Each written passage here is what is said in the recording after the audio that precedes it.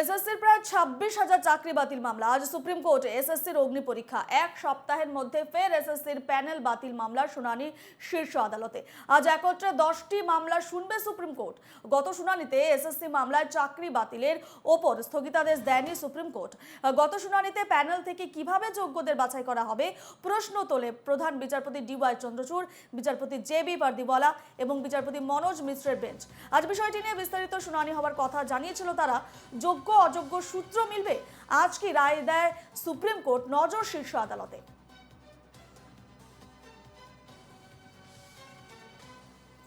এ নিয়ে আমরা বিস্তারিত জানবো। ফোন লাইনে রয়েছেন আমাদের প্রতিনিধি সুদীপ্ত চট্টোপাধ্যায়। সুদীপ্ত, আজ ফের এসএসসি মামলা শুনানি, তবে একটাই প্রশ্ন থেকে যাচ্ছে, যোগ্য অযোগ্য সূত্র মিলবে কি?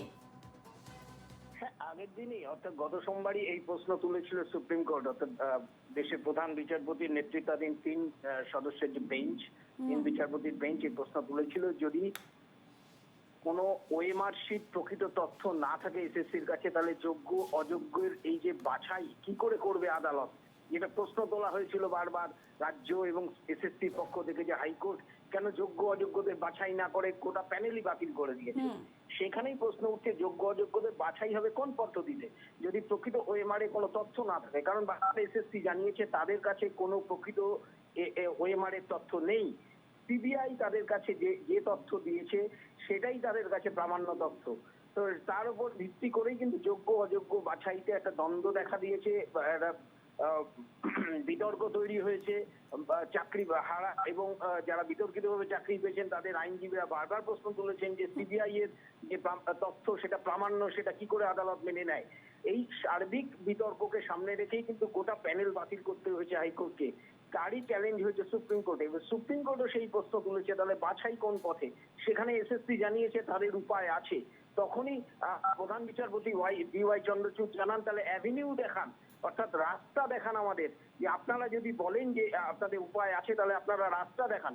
সেই রাস্তাই আজকে দেখানোর কথা এসএসসির, অর্থাৎ আজকে বিস্তারিত শুনানি হবে, সেখানে এসএসসি সেই রাস্তা দেখাবে কিভাবে যোগ্য অযোগ্যদের বাছাই করা যায়।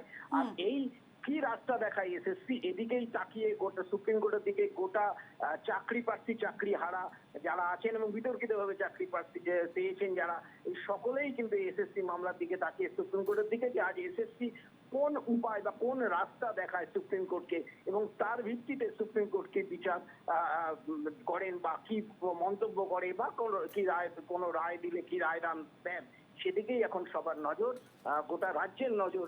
একেবারে আমাদেরও সেদিকেই নজর থাকবে। আপাতত তোমাকে ধন্যবাদ জানাচ্ছি সুদীপ্ত।